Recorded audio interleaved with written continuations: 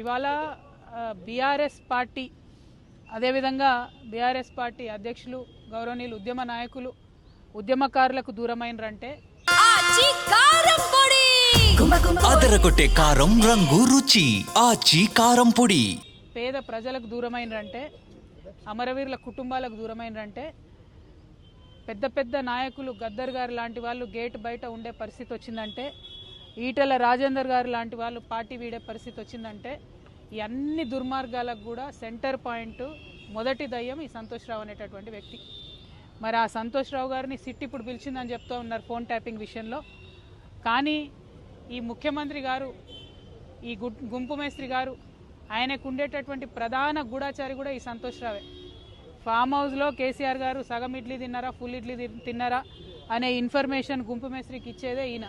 మరి గుంపు మేస్త్రి గారి ఆయన గూఢాచారిని శిక్ష వేస్తాడా లేదా నాకు తెలియదు, నాకైతే నమ్మకం లేదు.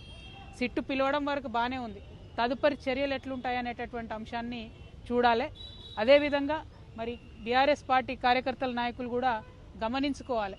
ఇటువంటి దుర్మార్గుడికి హరీష్ రావు గారు, కేటీఆర్ గారు ట్వీట్స్ చేపెట్టి వత్తాసు పలకడం ఎందుకో అర్థమైతలేదు నాకు. మొత్తం పార్టీలో అనేక మంది నాయకులకు కన్నీళ్లు తెప్పించి రక్త కన్నీరు పెట్టించినటువంటి దుర్మార్గుడు, మొదటి దయ్యం, నేను ముందు నుంచి చెప్తున్నటువంటి దయ్యం ఈ వ్యక్తి. మరి ఈ వ్యక్తి ఇవాళ వచ్చిండంటే చట్టం కరెక్ట్గా తన పని చేస్తే శిక్ష ఖచ్చితంగా పడుతుంది. కానీ గుంపు మేస్త్రి గారు ఈ గూఢాచారిని కాపాడుకుంటాడని చెప్పి నేను అనుకుంటా ఉన్నాను. మరి అటువంటి పరిస్థితి రాకుండా పోలీస్ డిపార్ట్మెంట్ వాళ్ళు పకడ్బందీగా మీ పని మీరు రాజకీయాలకు అతీతంగా చేయాలని కూడా డిమాండ్ చేస్తాం. టానిక్ విషయంలో కానీ గతంలో ఆయన మీద వచ్చిన అవినీతి ఆరోపణల పైన కూడా ముఖ్యమంత్రి చర్యలు తీసుకోలేకపోయిండు, ఇంటర్నల్ ములాఖత్ అయిపోయిందని మీరు గతంలో ఆరోపించారు. ఇంత చెప్తా ఉన్నారు, మరి కేసీఆర్కి తెలియదా? కేసీఆర్ పక్కనే ఉంటున్నారు కదా సంతోష్ రావు గారు.